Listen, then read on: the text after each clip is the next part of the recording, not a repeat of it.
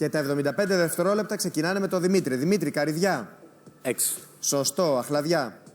4. Σωστό. Κερασιά. 8. Σωστό. Ροδακινιά. 2. Σωστό. Αμυγδαλιά. 5. Σωστό. Σικιά. 3. Σωστό. Μουριά. 9. Σωστό. Μιλιά. 1. Σωστό. Κορομιλιά. 7. Σωστό. Μπράβο!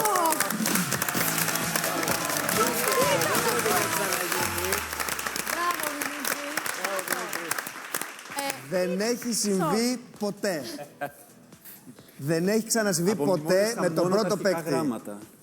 Ναι, απομνημόνευσες μόνο τα πρώτα γράμματα. Είπε και χθες ότι είναι το δυνατόν. Και είναι τόσο καλός παίκτης που το έδωσε και στην απέναντι ομάδα. Άρα κοινώς απομνημονεύστε τα πρώτα γράμματα. Τώρα. Και αν κάποιες λέξεις έχουν.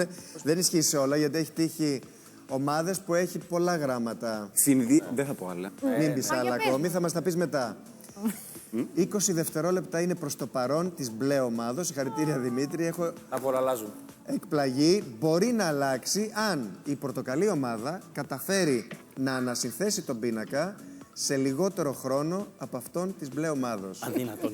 Σε αυτή την περίπτωση θα πάρετε εσείς τα 20 δευτερόλεπτα. Αυτό που έκανε